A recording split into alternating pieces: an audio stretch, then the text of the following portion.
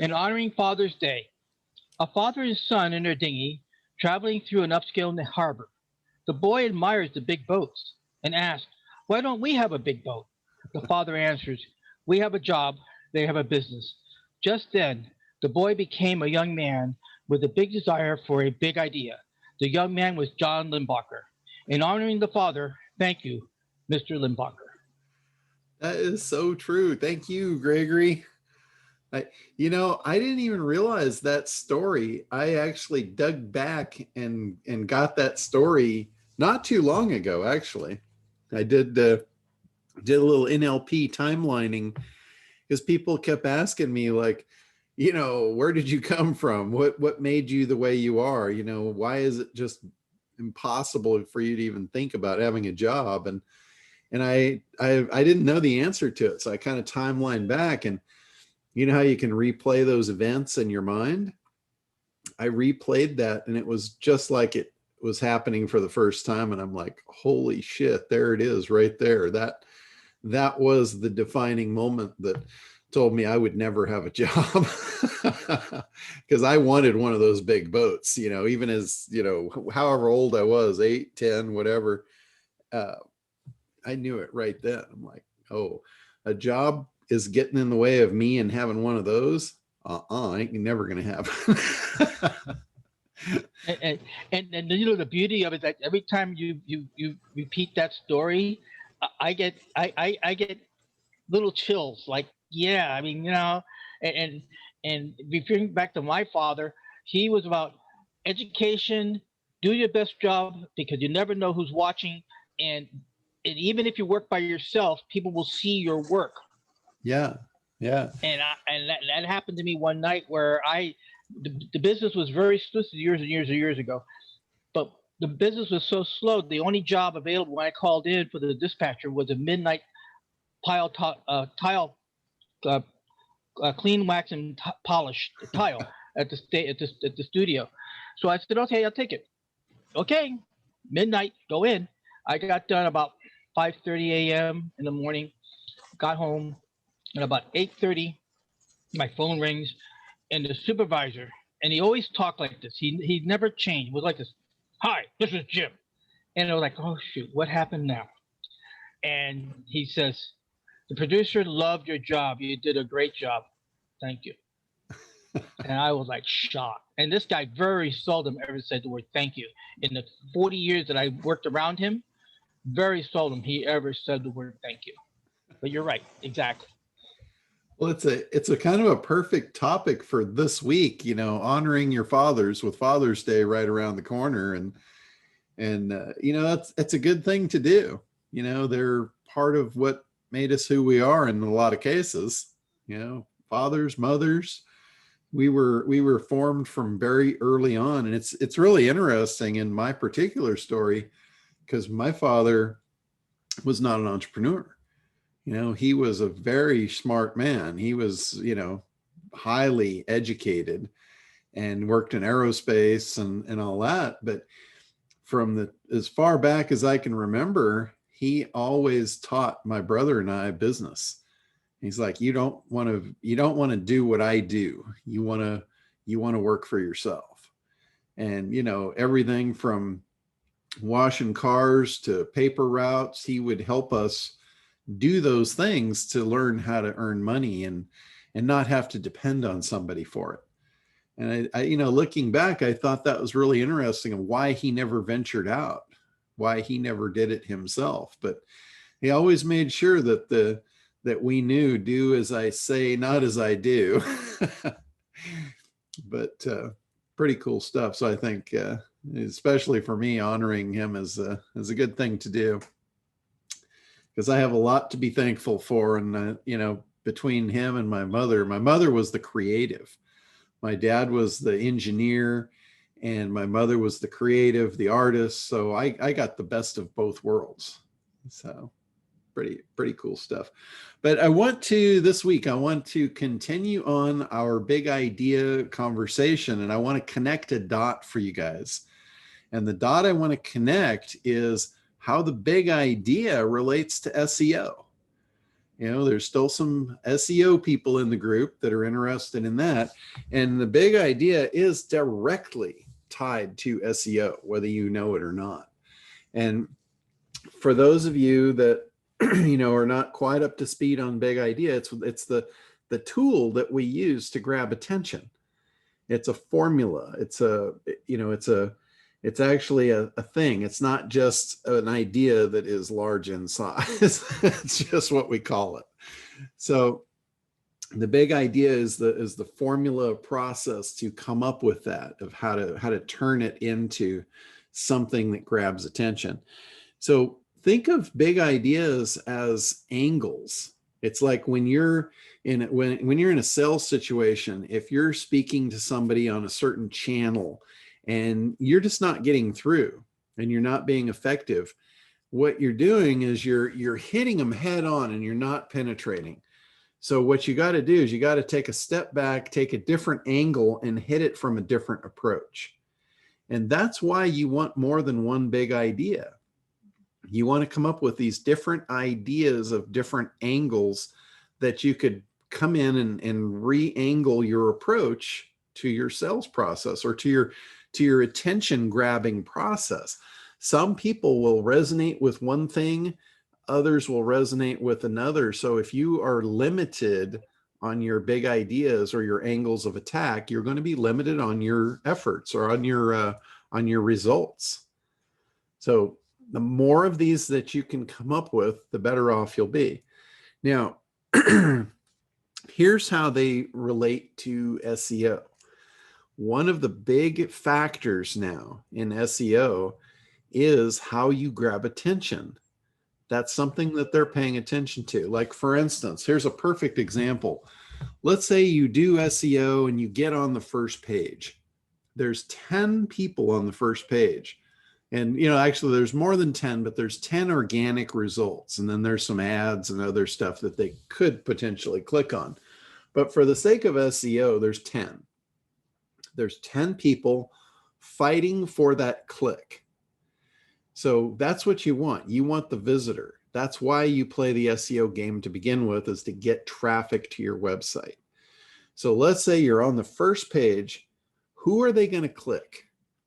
What do they have to decide who to click on? Now, some people will just click the first list. The first one up, they're just going to click it regardless. So no matter what, it's going to get a higher percentage of clicks than any other listing on the page. But I have seen in cases where, and that's just standard, that's not a hard set rule. And here's where you can beat it. And Google's watching every move that we all make.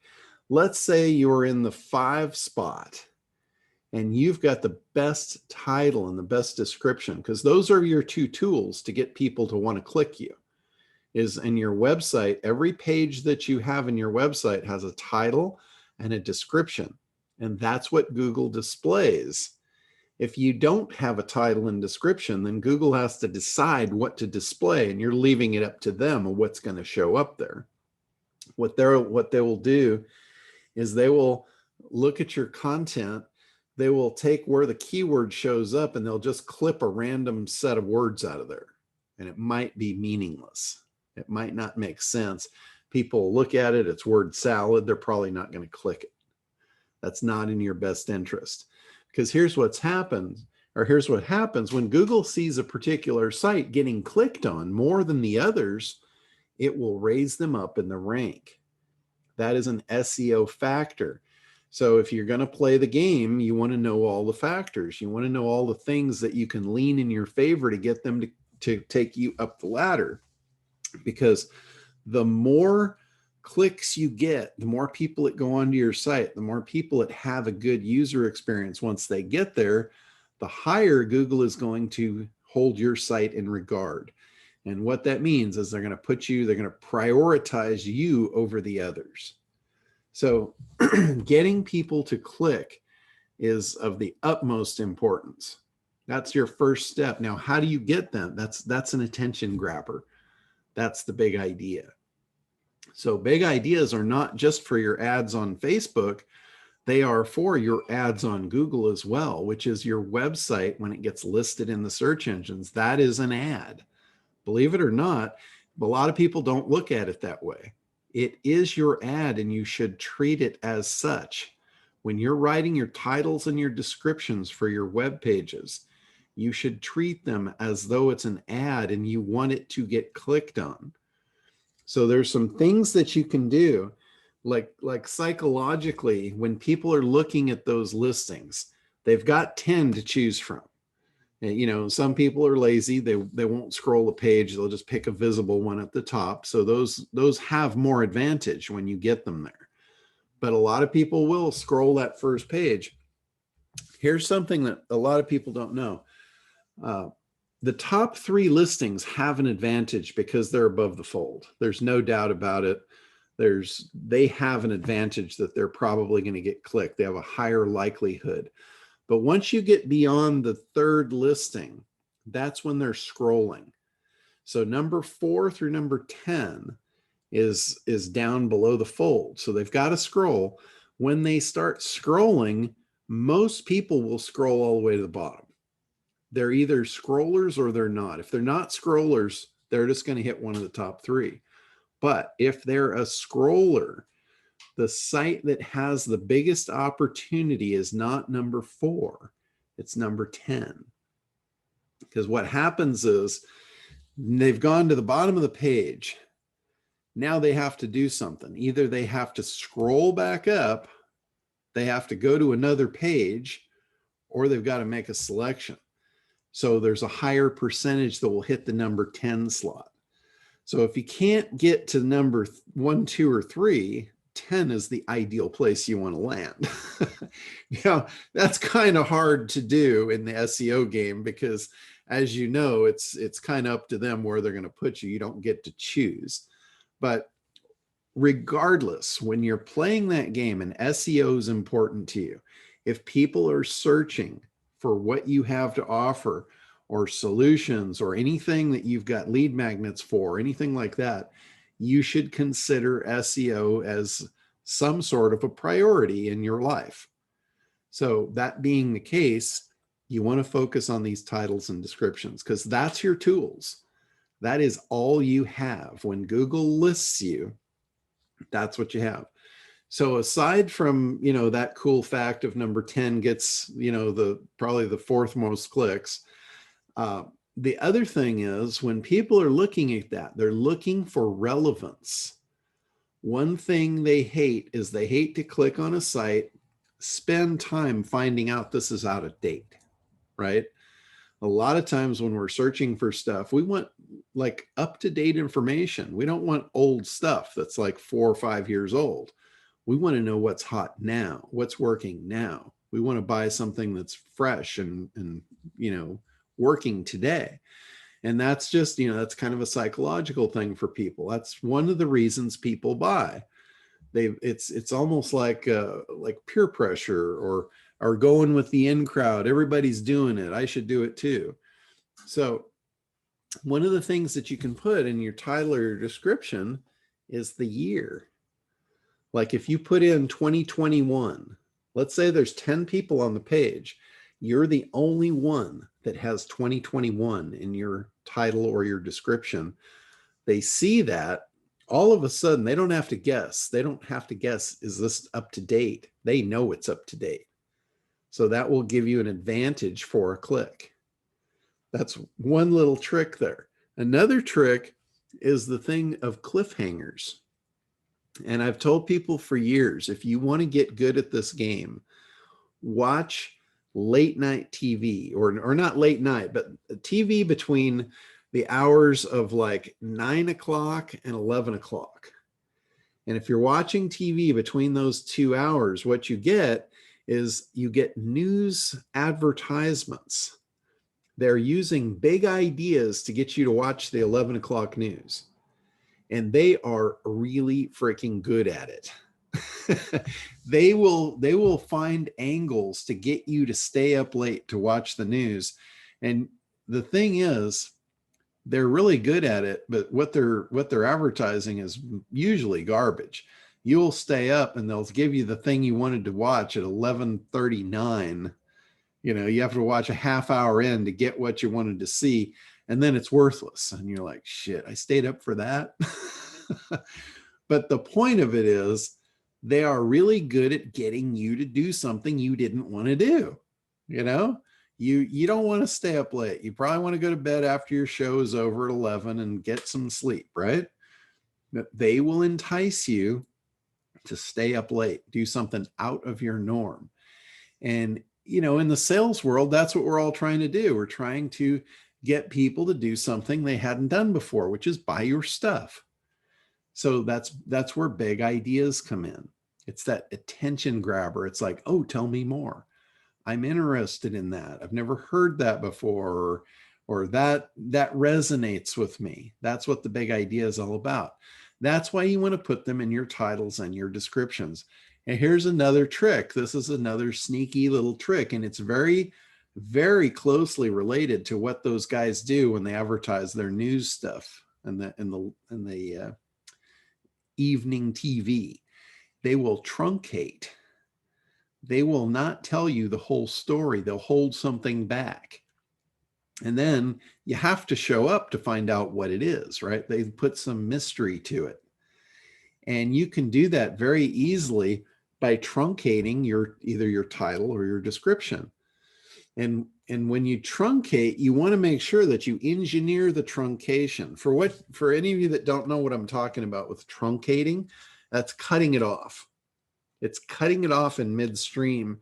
And in Google, like if you have a long description, Google will truncate it automatically, but they're going to truncate it where they want to cut it, not where you want it cut. So I know that they have a certain amount of characters, and you know, they change this up every once in a while, but I think last time I checked, it was 128 characters, and then they're going to automatically truncate your description. So that's why everybody tries to keep their description within 128 characters. But what I'll do is I'll truncate it prior to 128. So I make sure that I'm in control of that cut. And they always put a little ... when they truncate. So I will truncate myself and put my own ... where I want it. So I have full control over it. So you can put something in there that they have to click to find out what it is. You know, like get your free ... And they're like, get my free what? They want to know what it is, so they have to click it. So there's a lot of little games that you can play like that. And I've always said that SEO is a thinking man or a thinking woman's game. You have to really think. It's not something that you can just kind of do on autopilot and half-ass it and it'll work. It's not that way. You know, SEO is highly engineered. Every little piece of it has to be thought out. You know, your keywords, what those keywords are. Where do you find those? How about the ACT program? How about your analysis? How about starting looking at what your competitors are doing? How about starting by looking at what's important to your ideal customer, what they might be searching for? That's where you get that information. You know, a lot of people in SEO, they will go and they'll do keyword research based on, you know, just a big data dump. And then they've got 100 keywords they're going to try and optimize for. It's a lot of work to optimize for 100 keywords. They don't even know if they're the keywords they want or not. They're just going by some data dump. They're not thinking. They're not thinking, is this keyword going to bring me the right person? Is the right person actually looking for this? Is this what they're typing in? You know, and they're very much of, a lot of people are in the old school thought process when it comes to SEO. They're like, just give me more, because that's the way it was in the beginning. In the beginning, it really didn't matter. SEO was so easy. I could drive a boatload of traffic to any site I wanted in the beginning because nobody knew how to do it. It was very easy, and you could dump as much traffic as you wanted on a domain, and it was like a numbers game. You hear even a blind squirrel is going to get a nut. That's the way it was in the beginning. We could dump so much traffic, you'd get sales regardless. Well, it's not that way anymore. The traffic is very hard to come by. There are millions upon millions of people battling for every word now. It's not like it was 20 or 30 years ago, or however long ago it was when this game started. It's a very different game. You have to really focus your effort if you want to be successful in SEO. And for that matter, in marketing and business, it's the same thing. You know, the more you think out, the more you plan, the more strategy you have in your business, the more successful you're likely to be. You know, sometimes we get lucky. Sometimes you knew the right guy and you did the right thing and things just worked. But try and reproduce that. That's a once in a lifetime thing that just happened by circumstance. And it does happen. You see that happen. You see successes in business that you're wondering, how the hell did they pull that off? You know, and it was a circumstance. You might not have that same circumstance. You might have to work a little harder or work a little smarter. And that's really where the ACT program gives you the advantage. It tells you exactly how to do that, how to analyze your market, how to make the right decisions, how to figure out what the keywords should be. And then Big Ideas will help you get people to your website. Doesn't just help you get them on your Facebook ads or your social media or wherever you're running your ads. It helps you everywhere. So keep that in mind. Like when you come up with a big idea, think, how do I change this into a title? How do I truncate it and make them click on it? How do I make it relevant? Is there a year that would really like make this compelling? You know, that all that kind of stuff goes into play when you're talking about SEO, and that's kind of the connection. I wanted to connect the dots between the big idea and SEO and how it can really help you rank better, how it can get Google to send you more traffic, because that's what they're looking at. The other thing is your website itself. You know, we talk about creation. When we get out of analysis, the next thing we move into is creation. This is where you take that data that you learned in analysis and you plug it into your website. By now, you should know the language that your prospects speak. You should know what's important to them. You should know what their fears are. You should know a lot about them at this point, and you can put that into the language of your website. When you do the copy for your website, speak in simple terms. Nobody likes to work hard. Nobody likes complicated. I do this with Gregory every week when we're working on his copy. Either I read it to him or he reads it back to me. So we read it aloud. And if you stumble on it, it's not right. If it's complicated, it's not right. If you run out of air before you get to the end of the sentence, it's not right. and we do that all the time. We're like, oh shit, you know, this is 2 sentences. And it's easy to do if you just read it aloud. It will explain the errors to you. It'll say, nope, that don't feel right. And take it as like, I've got some other people that are English teachers. And, you know, when I work with them, they're always trying to make me grammatically correct. And I'm like, I'm not meant to be grammatically correct. I'm meant to be effective. So, and that's the same thing. You don't have to follow the rules of English. You're not in a classroom where they're going to grade your grammar. What you want to do is you want to make sure that your grammar matches your prospect. That's what's important. If they have slang, you have slang. If they've got certain industry terms, you use them.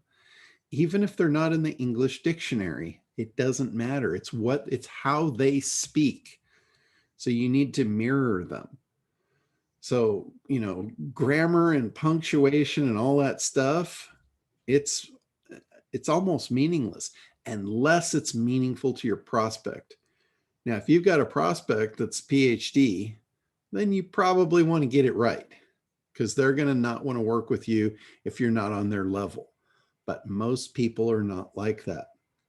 Most people comfort and feeling at home is more important to them than grammar. And if they feel like they're at home with you and your words resonate with them and you're speaking their language, that is going to have a huge positive effect on the relationship that you can create with them, even if you've never met them. Just by them reading your words, they're either going to resonate with you or they're going to be repelled, one or the other. It's very rare that it's down the center. And if you look, Frank Kern's really good at this. For any of you that know Frank, he is really good at his copy. There's rarely anything in his copy that's complex. It's always simple, short sentences, very easy to understand ideas, no big words. It's like on a third grade level. And it works really good. The other thing with copy is make sure you don't ball up too many words. This is something I learned from another copywriter. Was he said, when you get your copy the way you think it's perfect, go back and look at it again.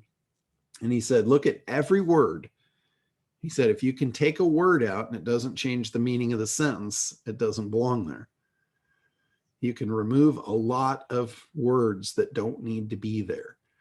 The shorter your content is, the easier it's going to be to read, the faster it's going to get consumed, the better user experience it's going to be. The last thing you want is you want so much text on your page that they don't read it and they leave. That's another thing that Google looks at. They know how long your text is. They know if you've got 1,200 words on the page, they know the average read time of 1,200 words. And if the people are leaving the page prior to that time, Google knows they're not reading your text. They know that. They're very smart people. So if you get them to consume your words, Google will know it. They will understand, hey, this is a good website. This is good content. What do you think they want to promote? Good content or bad content? When they send a user that has a good user experience, that user is generally going to come back. They're going to tell their friends. They're going to have a happy experience and they're going to want to repeat it. It's when they don't, they go to somewhere like DuckDuckGo or Bing or Yahoo, and that is not in Google's best interest. That's a bad day for them when they lose a customer. So they're trying to put up the best content. That's who's going to win. That's who they're going to put at the top, is who they believe is going to be the best user experience. That person gets what they were looking for. And that's who they want to put at the top. So the only thing you have at your disposal to get them to do that is showing them that you are the best content. You get the most clicks, you get the most people reading, consuming your content, and coming back. Coming back is the next thing. This is where your marketing campaign kicks in. This is where your follow-up sequence comes to play. This is where you put links in your emails for your follow-up to get them to come back. Believe me, Google sees that. When Google sees that they sent somebody to your site and now they're coming back on their own, that's a pretty big flag that says that's a good piece of content right there. That's a good website. They value that. And that's SEO in a nutshell. That's all it is. Search engine optimization is optimizing your website, your content, your pages for people, not for Google, for people. That's what SEO has become, and that's how Google values it. Yeah, they've got a lot of other criteria to figure out who should get tested. Like your on page, the reason your on page is important is because for any given keyword, there might be 100,000 results. Google has to figure out, of those 100,000 results, who do we trust to try? Who do we want to give a shot at the title? And if your on page is a disaster, you're not going to get that shot. You're never going to get to play the game. If you don't have incoming links are like other people voting for your content. If you don't have that, again, you might not get a shot. You might not get a shot at the title. That's what you want. You want to get in the ring. You know, this is like if this were boxing, you want a shot at the title. And the only way you're going to get that is if Google decides to put you in the ring. And the ring would be that first page. Once you get in the ring, now's your chance to fight. That's where your click-through comes in. You're going to show Google, I'm a fighter. I can win this game. And once you start fighting, you start throwing punches, Google's going to see that. But now they're going to see, how do you take a hit? That's where, if they send people your way, what happens next? Do you fall down? Or do you keep them in? Do you nurture them? Do you take care of them? That's how you win. That's how you get a shot at the title and you actually come out on top. You want the title belt. That's position 1, 2, and 3. So anyway, for those of you that have never heard of SEO described as a boxing ring match, there you go. I always try and come up with different ways to put my analogies together for this stuff. So that was not bad, huh? What do you guys think? Y'all want a shot at the title, right? You're number one, Johnny. There's a strategy for you to get in the ring and get your shot at the title. So, all right. Tell me what you guys are interested in. Where are you at? What do you need help with? What do you want to hear more about? Well, hey, John, we're doing some updates on our website. Monique is here. She's on the team with me. Hello. So, anyway,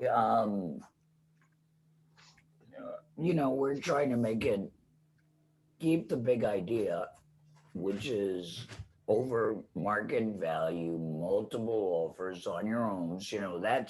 That's almost an old story. That's a great big idea. Do you need an additional big idea? Well, a big idea is created. Yeah, it's an angle of attack. So like on your website, obviously you can't put 50 big ideas on your homepage, right? So a big idea, think of it as a landing page. You might have 10 big ideas that might resonate with, any one of your prospects.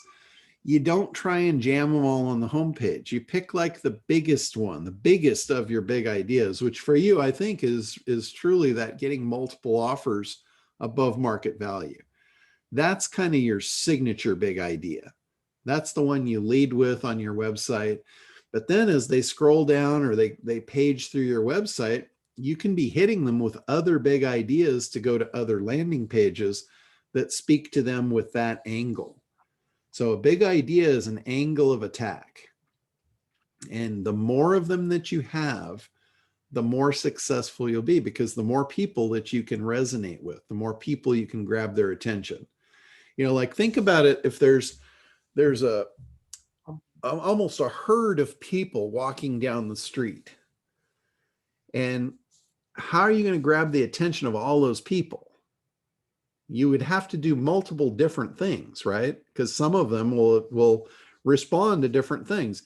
You might whistle and some of them will turn their head. Not all of them, but some of them. That's an angle of attack, a whistle. You might go, hey, you. And when you do that, some of them will turn their head. Most of them won't. Woody, you might take your top off. Some of them will look at you. Some of them won't. That's an angle of attack. It's how do you grab attention? And Woody, don't do that at home, right? You might hurt people.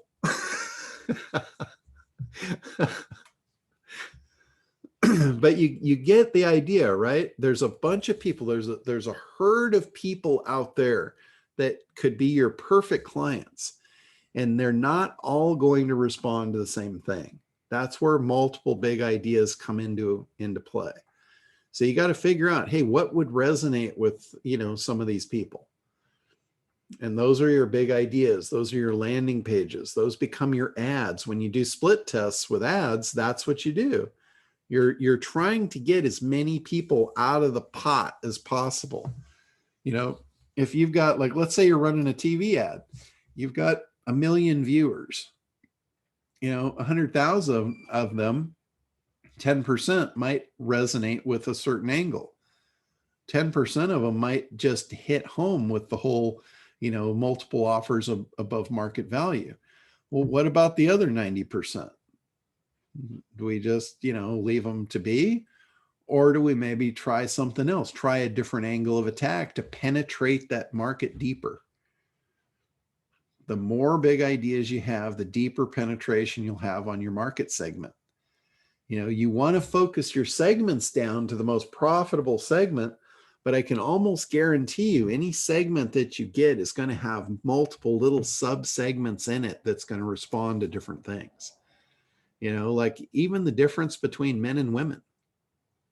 You know, like most men, I don't think respond to a whistle, but some women do. And, you know, if you say, hey, buddy, you know, some men might turn around, but the women, it's tuned out, you know. And again, I don't mean to sound, you know, sexist or whatever, but certain things women respond to and certain things men respond to. We are wired differently, you know, whether you believe that or not, we are. You know, there's a famous book about it, you know, the men are from Mars and women are from Venus, I think it is. And it's about the different language, you know, even in the same core groups, even in men and women, we're wired differently. There's a thing called the love language. And, you know, it's almost the thing where they break it down. I think they have 4 different categories, and some people respond to touch, some to, you know, sensory. I think, Jim, you know this, right? Get Jim out here. I think he speaks the love language. We're not hearing you, Jim. It's 5. It's called the love language, and it's 5 different areas, 5 major ones. Touch, words of affirmation, gift giving, services, and something else. Yeah, probably yeah. the one I need the most. Quality time, Alice. Yes, quality time, Joe. That's Yeah, riches. So you guys, you know, a lot of you are familiar with this stuff. That is proof in the pudding that people speak different languages. So if you've got all 5 of those love languages in your segment, you probably want 5 big ideas that touch on each one of them at the very minimum. The very minimum, you've got 5 big ideas right there. Now, if you want to really get down to the nitty gritty, those 5 might be different between men and women. Now you got 10. So there's an unlimited amount of big ideas. It's just different angles on the same thing. Might even be the same approach, just saying it differently. You know, just a couple of words can change a lot. And depending on who you're hitting it with, that can mean the difference between conversion and non-conversion. So, Jim, did you get your sound figured out there? I don't know, for some reason you weren't coming through. No, we're not hearing you. You got something not plugged in right. John, one thing also is for Woody, don't, you know, if you've got one that works, I mean, how long have Kellogg's Corn Flakes been great?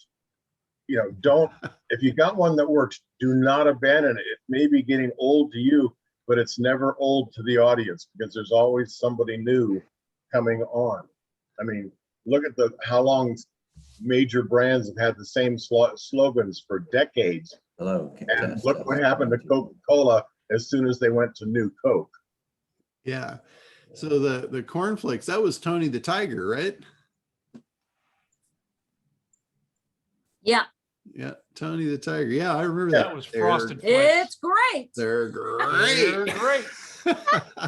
I mean, how long We're ago dating was that? ourselves. I haven't seen that commercial in probably 30 years. but I Shaq know does it. it with him now. It's on right now with Tony Tiger arguing with Shaq. Tony Tiger thinks he can dunk, and Shaq thinks that they're great. I mean, they're still using it. Yeah. So that's a perfect example of a big idea that's run the test of time. That big idea is like, it's almost like universal language. If you can come up with a big idea that's a universal language to everybody, that's like the creme de la creme. I mean, that's what you want to aspire to. But just know that in a lot of cases, like cornflakes, over the years, I'm sure they have tested umpteen other big ideas. Tony the Tiger is still like their core thread.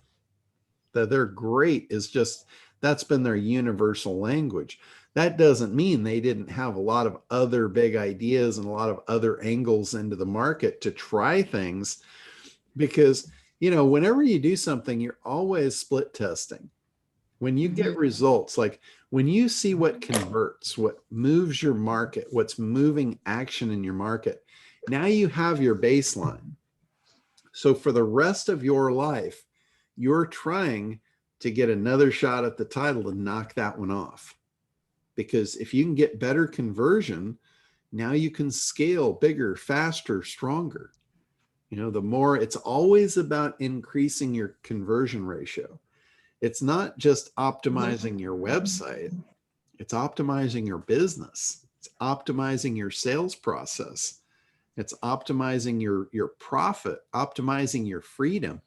We all want an optimized life, right? We want to work less, make more, have a better life, have a better lifestyle, all of that. That's why we're here. That's why we are not out looking for jobs. We're looking for opportunities. A job is an opportunity to give your life away to someone else and trade for a few dollars, right? That's not what we are here for. That's not what I'm built for. And I know that's not what any of you are built for either. So optimization of everything that we do, that's the key. We're trying to optimize our websites. We're trying to optimize our conversions. We're trying to optimize our lives so we can have more and have more freedom, have more time, have more money, have more of everything. Have more John, could health, you recap? wealth. Have more art. Yeah, whatever you like, you want more of it. John, could I ask you to recap the 3 components of the big idea? I know you've gone over it enough, so you don't have to go into detail. Just what are the 3? Absolutely. So the 3 pieces to the puzzle with a big idea is you have to have a promise. You make a promise. That's number 1. You have a unique mechanism that is the thing that delivers the result. That's what makes it real. And the third one is the way that it's your angle. It's like what you're going to attach it to that they've never heard before. We call it the interesting or intellectually interesting. It grabs their attention. Is that similar to the irresistible close? Is that what you like pointing to? No, a close is a different thing. A close is kind of where you're bringing everything to a head. This is where you're bringing everything to a decision. Big idea is not about a decision. Big idea is about grabbing their attention, getting them to want more. So it's the very front end, and the close is the very back end of your marketing campaign. Right. Hey, John? I meant irresistible. The irresistible offer. Yeah. Yeah. I love an irresistible offer.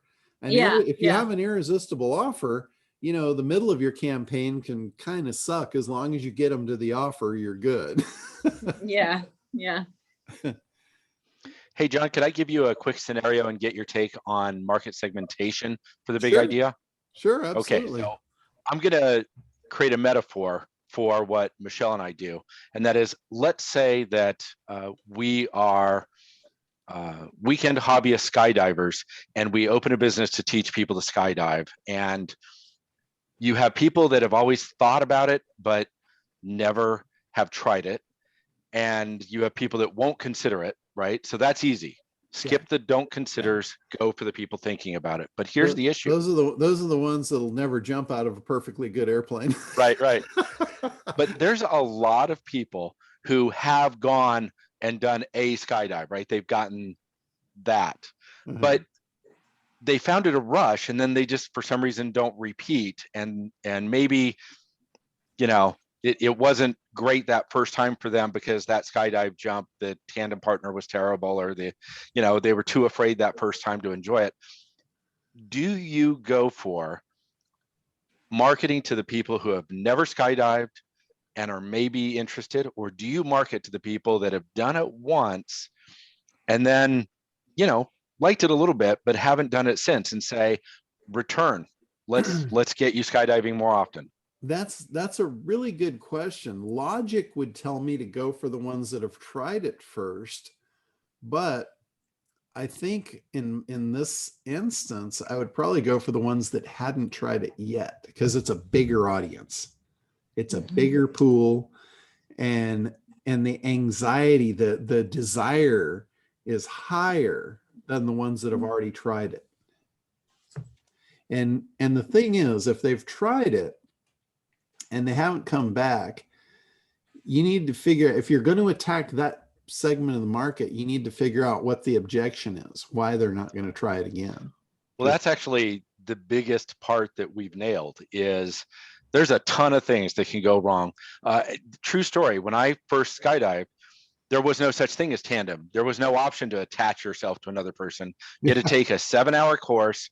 You had to pass a rigorous exam, and then you had to jump out on your own. And a couple of instructors would jump out next to you, in case you go unconscious, they could pull your chute for you, but you were on your own, baby. And so in our business, it's similar. There's a lot of things that cause stress or can cause people to say, I'm not sure. And that's exactly what we solve. Okay. Well, I mean, there's no right and wrong answer to this, but you probably have two very good ones, especially if you've already figured out what the objections are and why they haven't done it a second time. That in itself, you can create big ideas around. And you can create specific education-based campaigns that will increase their demand and desire to do it again and eliminate their objections along the way. And then go back, like Ali said, with another irresistible offer. And, connecting it to the whole skydiving thing, that's a perfect angle. That's the intellectually compelling, intellectually interesting, whatever you want to call it. That's the thing. A lot of times they can relate to that. Sometimes they can't. They're like, how does this relate? How does this, like in my case, I use the Elvis shift. Like, how the hell what does Elvis have to do with my business? Right. You look just like him. but that's where you go. It's like that thing of like, what the hell is he talking about? It grabs attention. It's like, another good place to look at these is how many times have you seen a movie trailer that you just literally had to see that movie, and then the movie sucked? The movie might have sucked. It doesn't really even matter if the movie was great or it sucked, but the thing is, they got you to have to see it. That's a big idea. That's something that just draws you in. It's not a big idea in the way that we have a formula for it, because they're not really making you a promise. The only promise is, you're going to be entertained, and they're not, the unique mechanism is the movie itself that's going to do the entertainment for you. It's going to give you that thrill or whatever it is. So I guess it really is. I guess it does have the same components. So I was kind of, when I first said that, I'm like, how the hell, how do we plug this into the formula? But it fits, promise, delivery mechanism, and a unique way to say it that draws you in. So you're actually thinking that skydiving metaphor might be good to articulate on the webpage. Yeah, absolutely. Rock and roll. I love that. Yeah, absolutely. I don't know if it's like your Tony the Tiger great, where it's going to be your universal language throughout your whole career, but it's certainly, I would certainly give it a shot, see how it converts, Cool. you know, and then test others. Eventually, you know, I doubt that Tony the Tiger was the first character they had or the first thought they had. But I don't know. Maybe it was. I can almost guarantee you that Tony the Tiger didn't come out of thin air. Tony the Tiger probably came out of their market research. They probably, you know, surveyed thousands of kids, and they probably find out that, you know, kids across the board love tigers, and what better than an animated tiger, because there's not one in Hollywood, you know. I don't know of any. There's Winnie the Pooh, there's Mickey Mouse, there, you know, there's Lion King, but where's the tiger, right? So, you know, they just, ad agencies are really good at this. They're really good at analyzing data. They're really good at filling in the gaps, figuring out, you know, what will resonate with people. And then they test it. They put it to the test. And a lot of times it converts. Sometimes it'll take some, you know, just ordinary thing. It'll make it a household name, you know, like cornflakes. Yeah. Hey, John. Yeah. I just thought for Roger and Michelle, you might want to, you know, John said this before, and it's very helpful in terms of your own market research. Sometimes you're your own customer, and you might want to think, what got Michelle and I to investigate this, and start there. Yeah. Counterintuitively, her complete lack of confidence in herself. So Well, when you do that, that's- yeah, when you're exploring that, like if that is the case and you are your own customer, you know, you created the thing that you're selling for yourself. When you do that, it's really, this is important. Don't take yourself as you are now and do this game. You have to roll back the clock, and you have to go back to where you were when it was a problem for you and when there was no solution, and look at it through those eyes. Do not look through it at your, you know, using your current eye set. Go back in time, just like I did. I went back in time and found myself in that boat with my dad and my grandfather, and I re-experienced that. And I felt the same emotions when I re-experienced that event. I felt the emotions just as though I felt it when I was sitting there. So that's what you want to do. And, you know, if you have never been through an NLP course, you know, find somebody that's good at NLP. Matt Browning is really good. He's, you know, been around the group. I learned a lot from him. But the timeline exercise within NLP is where you can kind of do a little bit of self-hypnosis on yourself, and you can walk back in time and you can re-experience events. It's really powerful. And that's what I would do. I would go back to where you were at the beginning and just re-experience it, so you can re-establish those emotions, and you will know how you were feeling. You'll know what you were hearing. You'll know you know, what your state was, and that puts you right on the timeline that you need to understand where your prospect is on that timeline and what's important to them at that point in their life. You know, and then you know what they want. That's the end of the timeline. There's no better way. If you are this person, there's no better way than to do that timeline exercise and go back and re-experience where you were. And it's not just, it's both you and Michelle, because they're, you know, you and it points to John. Oh, we talk like completely yin and yang perspectives. So you can hit the male, like what got me to say yes to this, because most guys are really territorial and, you know, woohoo, you know, you step in and and most women are the opposite.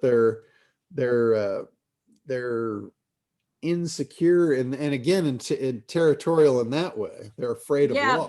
both of that. And there's a book, a great book called Woman, and in it, it's dense, it's very deep, but it's profound. And I'll give you one snippet for the group. but guys can, I'll say, have sex, and it's not there's very little emotional attachment. Okay. Women, after 3 orgasms, the oxytocin and the combination, you start to attach, and that's what gets a woman to fall in love. So it's really, we're not designed for, a lot of different things. Where like there's like how do you say that word? Physiologically speaking, we're built for partnering women. So anyway, that's just a biological fact, and it happens, and then it creates an emotional bond. That's the same hormones get lit up when you have a child. That's how you get a mother to bond to the child. And that's why sometimes when there's depression, it's an absence of those things, and then there's no bonding. So yeah, anyway, that speaks to the core drivers. I talk about this a lot, and it's not 100%, but the core drivers, basically the different core drivers between men and women, is men is significance and women is security. So that totally makes sense why for the men in this scenario, rejection would be a huge obstacle, because that's going to have a big impact on that significance. And for the women, the sense of loss of, hey, maybe I'm going to lose my man doing this, that speaks directly to the security. Hey, John. So that's core drivers at work right there, talking about the differences. Yeah, go ahead, Randy. Hey, Roger. Also, when Roger or anybody else is, everyone's not a speaker, but we need to be able to speak to what we do in our business. And for Roger and Michelle, there's an emotional connection that they ought to consider when they go back in time and they consider what got them going in the area of business. When you're trying to resell to someone or convince them or persuade them, they need to be able to communicate in a way that brings a certain amount of emotion and realism to it as well, because that allows people to see Roger as he is, Michelle as she is, on an emotional level, and then be able to talk about the benefits and the freedom or whatever it is that they're talking about. But there's always an emotional connection that you have to make with your audience, whether it's one-on-one or one-to-many as a speaker. So you may not think of yourself, excuse me, as a speaker, but yet when we are in business, we still need to connect with people emotionally. So that's a piece of it too. Yeah. Thanks, Randy. The thing that you want to do is you're not really, don't think of yourself as a speaker, think of yourself as a character. And what character do you want to be? What character is going to draw your prospects toward you? There's 2 kind of trains of thought here. You could either be the person they want to be, or you could be the person that gets them to be the one they want to be. It's like when you can position your prospect as being the hero in their own story, that's where it's the most powerful. So if you're competing to be the hero, that's kind of hard to do. Mm-hmm. Like I heard Jenna Apgar, she was doing a speech, and I forget what it was on, but she had a really brilliant thing that she came through with. She said, you don't want to position yourself as Batman. You don't want to be Batman. You want to allow your prospect to be Batman. But who do you want to be? You want to be Alfred. Mm-hmm. You want to be Batman's trusted advisor. That's where his real power comes from, is the knowledge that Alfred has. Like, who does Batman turn to when he's in a slump? He calls Alfred. When he's in trouble, Alfred's going to bail his ass out. I've never heard of Alfred, but I'll go watch Batman. Yeah, Alfred is the butler. And it's I don't, I'm not a big Batman fan, really. I don't know the whole history and culture of it, but I don't know exactly who Alfred is, but I think it's more than just his butler. I don't know if it's his father or whatever, but I think, oh my God, my deep cellular memory is being rattled. I think he was with him when he was a little boy.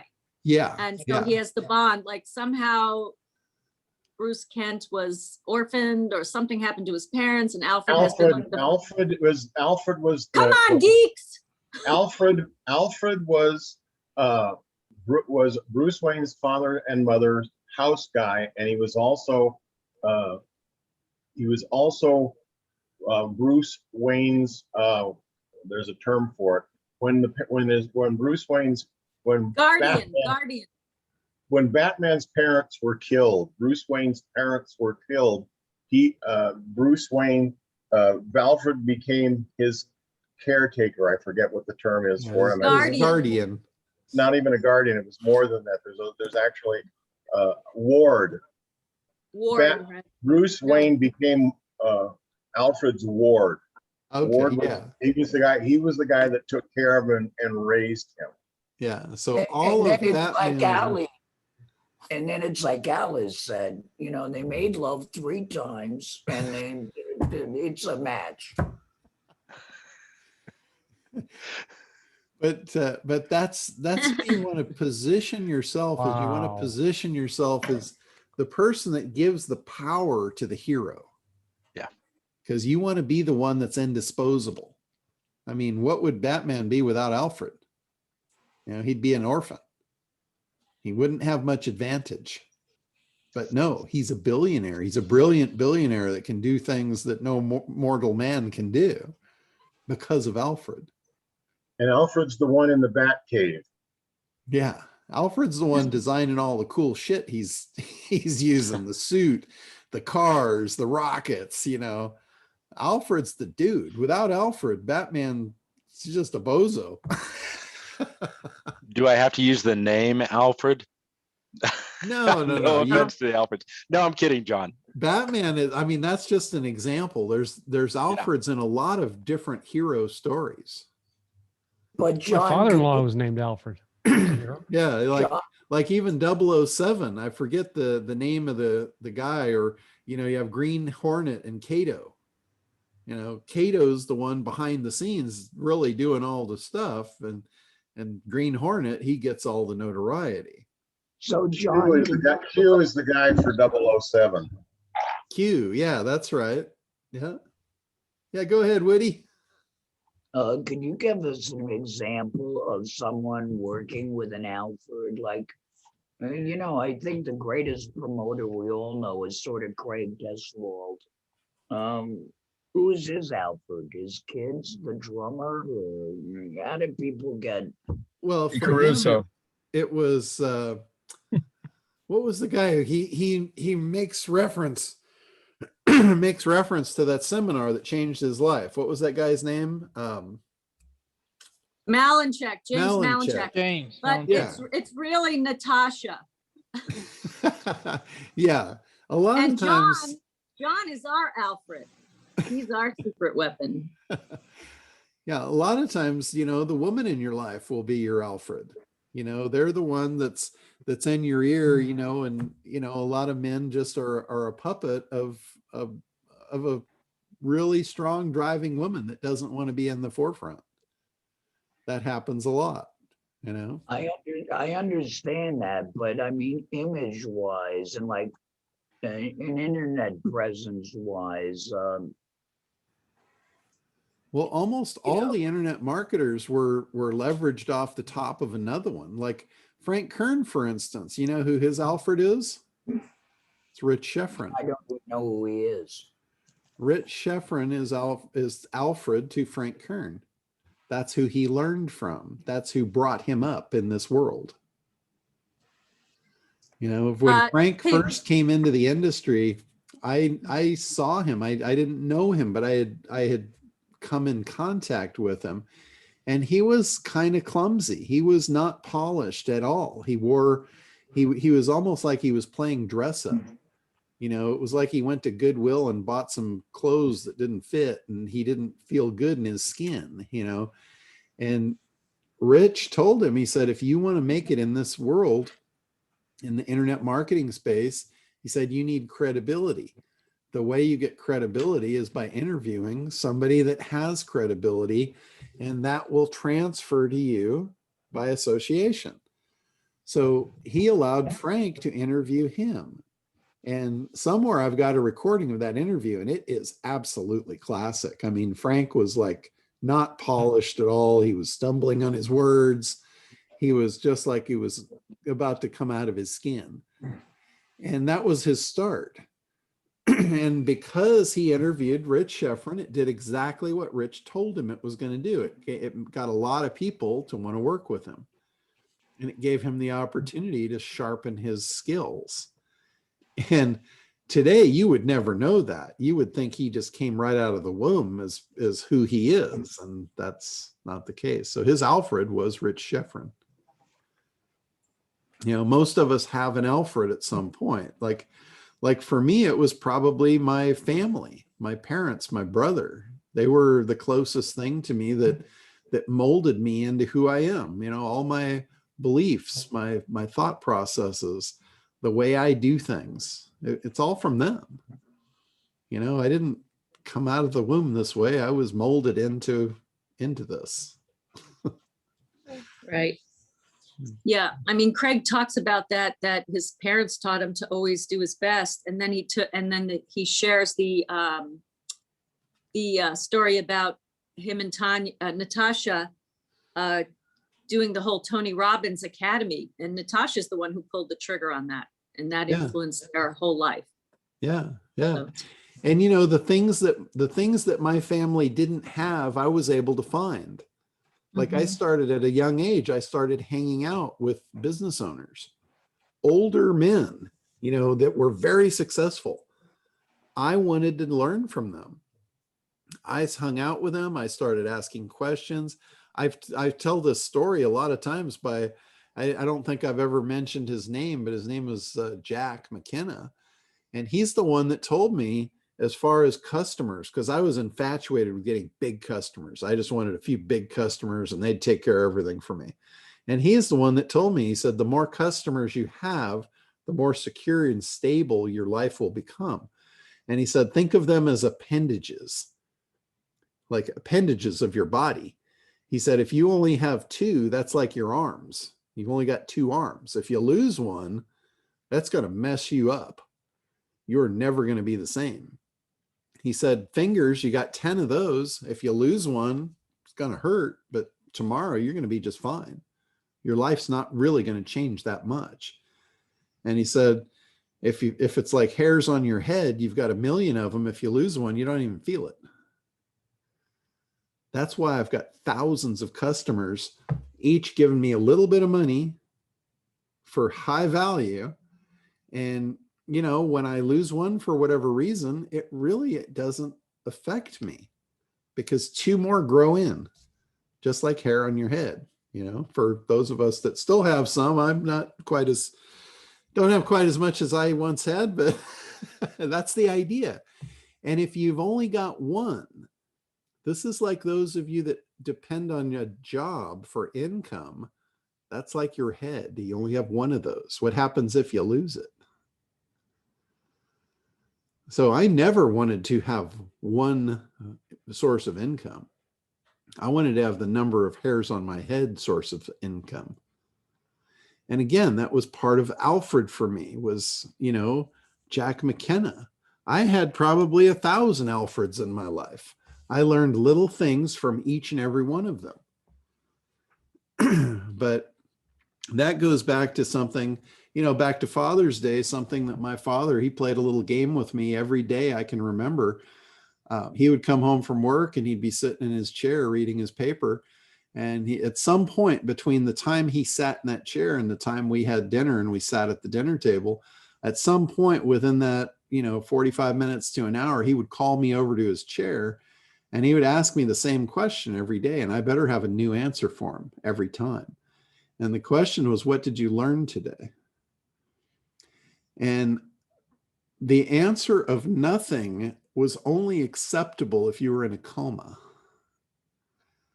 you bet he told me, he says, there's no way that you could consciously go through a day and not learn something. So he asked me every day growing up, I got to answer the question of what did I learn today? And it better be different than yesterday.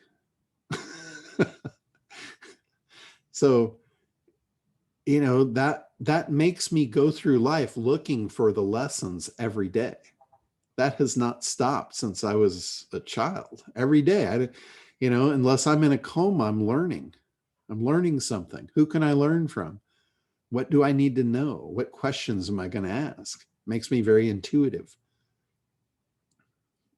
So again, back to Alfred, I had a lot of them. I looked for them every day.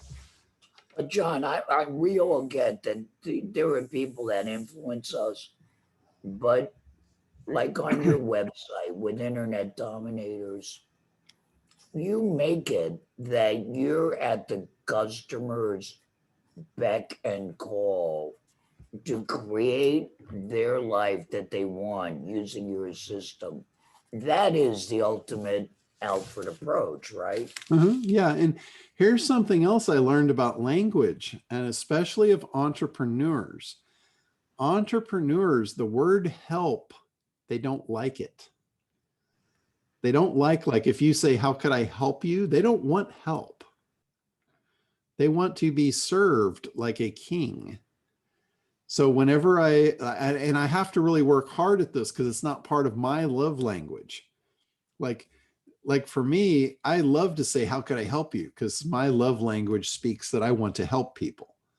But that does not resonate with my prospects. So I have to really work at that. Every time I write an email or respond or a text or something, I have to change the words to how can I best serve you?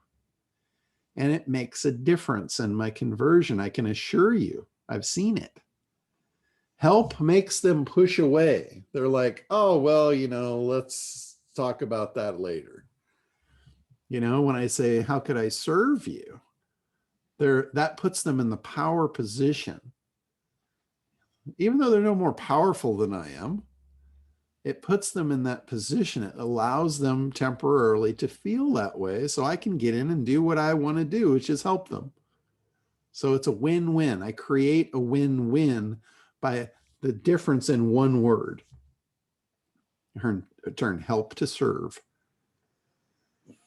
You know, and that's part of understanding them, understanding their language. That comes out of the analysis piece. So, you know, that's a perfect example of, you know, what I mean with what I say by that. You can change a single word and it changes everything. And the only way you'll know that is by understanding that person or that group, that segment, understand what's important to them. Help isn't important to them. Getting served, being the king, being the master, you know, they're alphas. Business owners are alphas. You know, the alpha is not looking for help. He's looking for a team to go to war for him. So how you come to the table, how you show up, how you speak, how you position yourself is going to be the difference between whether you are able to get them as a client or not. How they respond to you is, you know, just that one word changes the game. That's where conversion, everything is about conversion in business. You know, how many people can you attract in? How many people can you get to go through your funnel? How many people can you eliminate their objections? How many people can take your offer? And these little things will change that. It will put things in your favor. It will increase your numbers. But again, it's back to the thinking game. You know, business isn't easy. You don't just show up and the shit happens. It's highly engineered. You know, if you look at somebody that's got just a smooth as glass sales process, I guarantee you they engineered the living shit out of that thing. And that's why it is what it is. And that's why it does what it does. And that's where you can learn, you know, you can learn from them. You don't need to recreate the wheel every time. That's why in the analysis, there's competitor analysis. You want to look at them. You want to figure out what they're doing. You want to take what they've done really well and just improve upon it. That's the best way to get ahead of your competitors. Take all the work that they've done and improve upon it and put it to work for you. That's it. I mean, otherwise you can go back to square one. You can start from scratch and you can work your ass off and maybe learn the lessons that they've learned along the way, or you can take everything they've learned and run with it. You know, you guys all know how lazy I am. What do you think I'm going to do? You think I'm going to recreate the wheel, or you think I'm just going to steal the wheel and and kick it down the road? So good stuff. All right. Anything else here? Any other stuff you guys want to cover? Stuff you want to kick around? Or I guess this is Father's Day weekend coming up, I believe. Yep. So Hey, John. yeah, go ahead, Randy. Hey, this has nothing, absolutely nothing to do with what you've been covering. That's fine. But it's been bugging me, and I haven't been able to connect with Craig on this. Okay. Craig had mentioned more than once this thing about PR web. Okay. And very familiar with and I that. looked up the website, but I didn't really understand why you would use PR web or what's so beneficial about it. So I'm missing something, because I understand there's different ways of saying I've seen as seen on TV or this and that, but how does PR web allow you to put those things out there? I don't get it. Well, what PR web is it's a service to distribute your press release. Okay. So instead of you going and like distributing the press release yourself, which would take you a lot of time and in turn would cost you a lot of money or a lot of your freedom, even worse. Mm-hmm. For one price, they'll distribute your press release out to thousands of places and give you a report of where all it showed up. And then you can pluck those labels off and you can say as seen on. The other benefit to it, which is the benefit of having the links in it. If you put links and your name, address, and phone number, which is also known as a NAP in local listings, you can literally come up with hundreds, if not thousands, of citations, which is the NAP, and links coming into your site from very powerful websites like news stations. So it has SEO benefit. It has the benefit of syndication, mass syndication, getting your press release on, hundreds of sources, if not thousands, to be seen. And it's all automated. It's all like, you pay a couple or $300 and it's all done for you. Hey, John, could I relate a PR web story? Sure. I'll be brief. Sure. You know those weirdos that see, like the person that saw the Virgin Mary in their grilled cheese? Yeah. Those crackpots. Yeah. Yeah, you're looking at one. What happened? Famously, yep, I saw Jesus in my dog door. In and the it made the dog door? news. In my doggy door. Wow. And there's a whole story to that because there were things happening to the dogs that day and it was related and it made national news. Well, I didn't put it up on eBay. Like everybody said, my God, you got to put the dog door up on eBay. But then when the housing market collapsed, my wife lost her job and I lost my job at the same time. And so I put it up on eBay, and by now it was old news. How am I going to get any interest at all? I issued one PR web release and I had 3 news vans, satellite upload news vans outside my house an hour later. Scared me. Well, Woody could have got you multiple offers over market value because Jesus is in your dog door.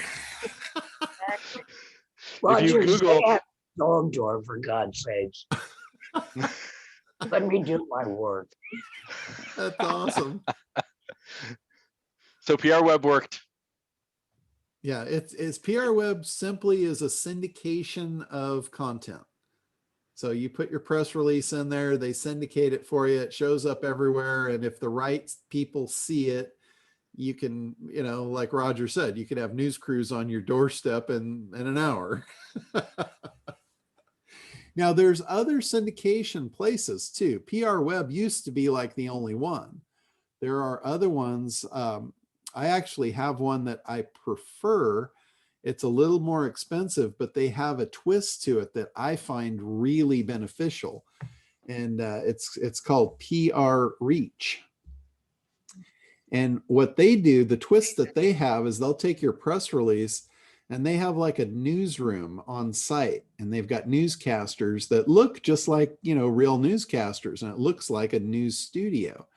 And they take your press release and they read it into the camera as though it's being broadcast on a news press release, and they video it for you.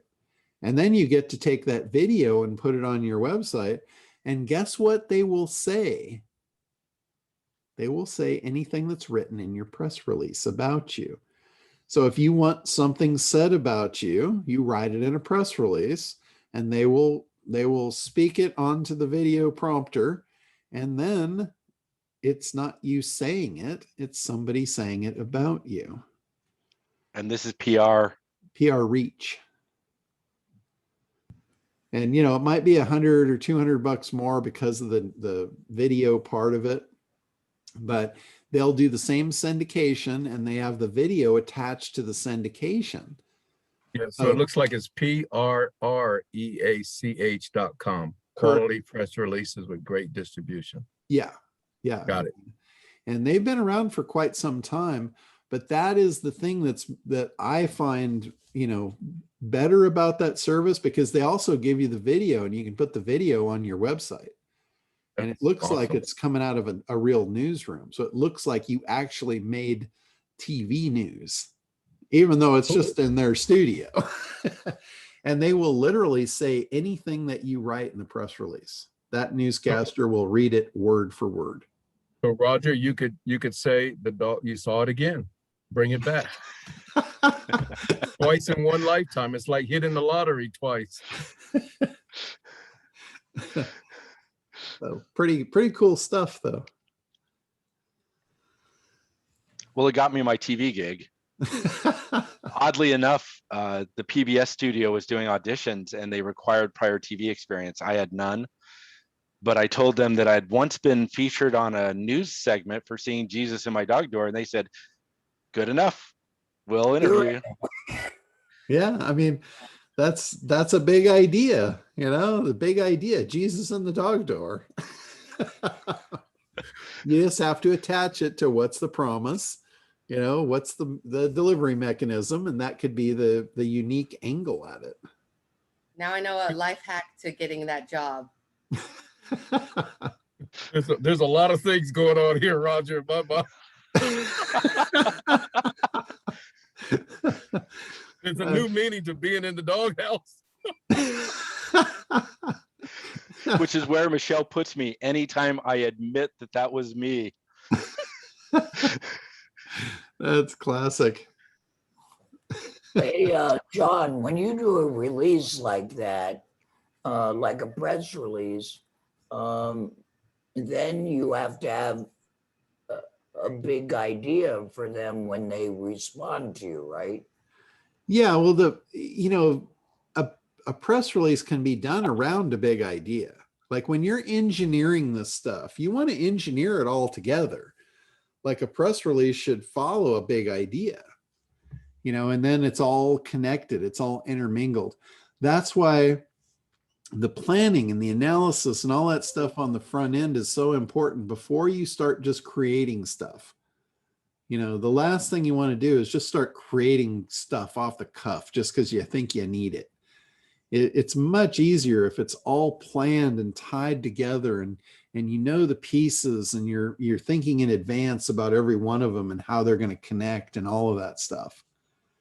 It just, Yeah, John, can you speak to that? Can you kind of give an outline? If you were going to do a press release, what would you have to have backing it before you do the release? Well, the release is done on something that's newsworthy. So let's say you had a big idea. Like I did this. I actually did a PR Reach press release based on when I announced the ACT program. So it was all done in sequence. You know, the program was up, the big idea was up, and the press release was on that. It was on the introduction of the ACT program. So it was all highly engineered together in a sequence. Right. So that's what I wanted to know, the sequence. And the press release was just part of the distribution of the message. It was just the distribution of the whole thing. So you use things where they're meant to be used. You don't write a book just for the sake of writing a book. You don't make a press release just for the sake of somebody said you needed one. You use all these tools as you need them. Like, for me, I don't have a book. I've been very successful without having a book. Craig pushes having a book because he knows a lot of the people that he's working with don't have the credibility that I have already. So creating a book gives you that first piece. So, if you're writing a book to create credibility, then that's a strategic thing to do that. I don't do things I don't need to do just for the sake of doing them. That's the only reason I don't have a book. It's not that it wouldn't be cool to have one. I'm just too lazy to do shit I don't need to do. So again, a lot of what I do and why I do it falls on that. But not to say that writing a book is a bad thing. It's just, I would not say that writing a book for a lead magnet would be a good thing or in your benefit at all.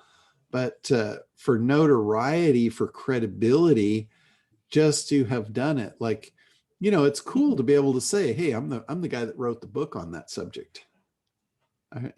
Especially if it's a unique thing. You write a book on something that's unique and you can literally coin it as I wrote the book on that. That's a credibility thing. If you need credibility, if you don't have the experience, in a particular industry and you need credibility, it's a tool. You use all the tools at your disposal to get the job done that you're trying to accomplish. But you don't need to use all of them in most cases. It's like when I was teaching SEO, on a weekly basis, I had so many people that wanted to do everything. And I'm like, you don't need to do everything. You need to do enough to get to the top. I'm like, when the elephant drops dead, you can stop shooting at him. There's no reason to waste rounds. Oh my God. You definitely have a funny way of putting things. Now I'm going to draw a picture of an elephant in my book here. Yeah, if that is by no means politically correct, me using the That idea is of shooting at awesome. an elephant, but Talk about a mind memory peg. I am going to do a cartoon on that one too, Randy. You and I are on the same boat. And it's funny because, I've Pencil out. I love to catch fish. I hate fishing, but I love to catch fish. But I've got friends of mine that are hunters. And for me personally, I cannot fathom the idea of killing an animal. I love animals and I cannot. So, when I use that example of shooting an elephant, there's no way in hell I'm ever going to shoot an elephant. I'm just using it as a metaphorical, skydive, so to speak. But yeah, I would make a very bad hunter. I could never pull the trigger. But for some reason, I can kill fish like they're going out of style. But even there, I don't take anything I can't eat. All right, guys. So we're anything else? We're about an hour and a half in here. I don't want to wear you guys down, but if there's anything else, I'm glad to address it. All right. Well, Hey, everybody, have a great Father's Day, great weekend. Yeah, happy Father's Day to all the dads. Whatever you do, Mwah. do it big. Right, Okay. everyone. Have a great week. Take care, everyone. Bye-bye. All right, we will see you next week. Bye, y'all. Thanks, Bye, John. everybody.